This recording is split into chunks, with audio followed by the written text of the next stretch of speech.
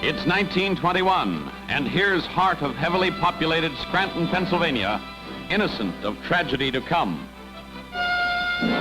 Then suddenly 5-block area cracks and crumbles as ground drops out from under houses, buildings, and streets. Cause of collapse is cave-in of coal mine under city. 5 men are entombed as city falls in on them, and many are injured in mine and crumbled structures. It's miracle more are not killed or hurt in one of strangest accidents in mining history.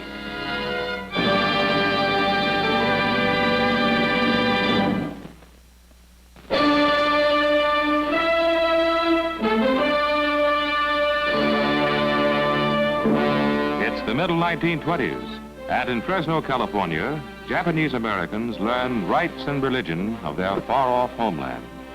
$100,000 has been subscribed to build Buddhist Temple in America, bringing ancient tradition into new world.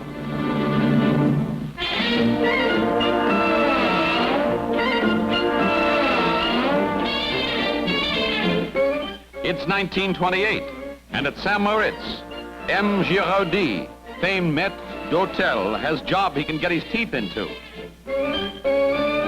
If you don't like the location of the table you've been given, the gracious Giraudy moves it. And here's what he does to a customer who can't move after one of the hotel's heavier meals. Giraudy's even good at moving furniture wholesale. Bet he gets in shape for this show by chewing on iron bars. Tables for 12, monsieur? Just stay put and Giraudy will bring them right over.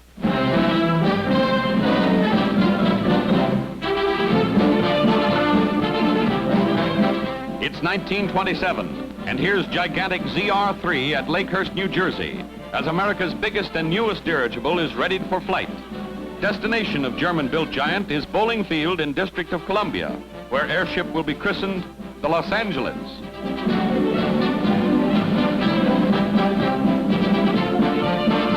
Checkerboard of Baltimore is below as ZR-3 wings her way to christening ceremonies which will make her pride of the Navy. And here's what Annapolis looked like in 1927 as ZR-3 sails over park-like grounds of Naval Academy.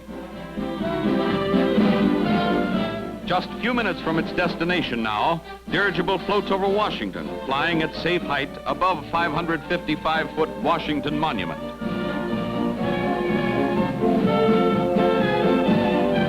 It's 2nd of May, 1927, as ZR-3 noses down to earth at Bowling Field, and men of ground crews look like ants as viewed from ship's forward gondola. Navy brass and top Washington dignitaries watch as ship is brought to earth and crews holler into position for historic ceremonies. President Calvin Coolidge is on hand as Mrs. Coolidge christens the ship, and the ZR-3 is now officially the Los Angeles.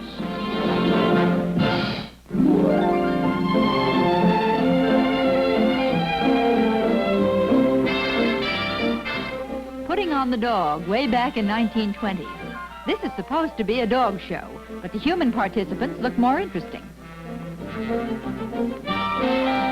Mrs. E.D. Elwood is dressed in the latest fashion, wearing masculine-looking coat and pointed shoes.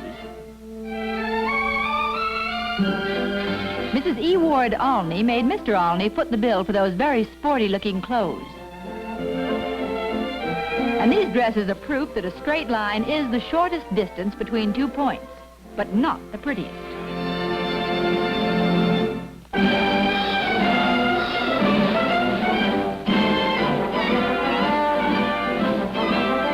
You can't win them all. It's 1925, and in Paris, France, Helen Wills of America finds herself on losing end of thrilling tennis match with Madame Mathieu of France. Already queen of American courts for 3rd straight year, little Poker Face isn't having what we'd call one of her best days. Game's over, and smiling Miss Wills is a good loser. Slide artists. It's 1922, and at Grand Beach, Michigan, some of world's best ski jumpers perform on wet and slushy slide. Watch what happened to this fellow. good this snow is soft or it'd break something besides his fall. As it is, he's on his way to hospital with badly dislocated shoulder. Here's Anders Haugen of Minneapolis making record jump of 130 feet. Anders Haugen, champion at Grand Beach, Michigan in 1922.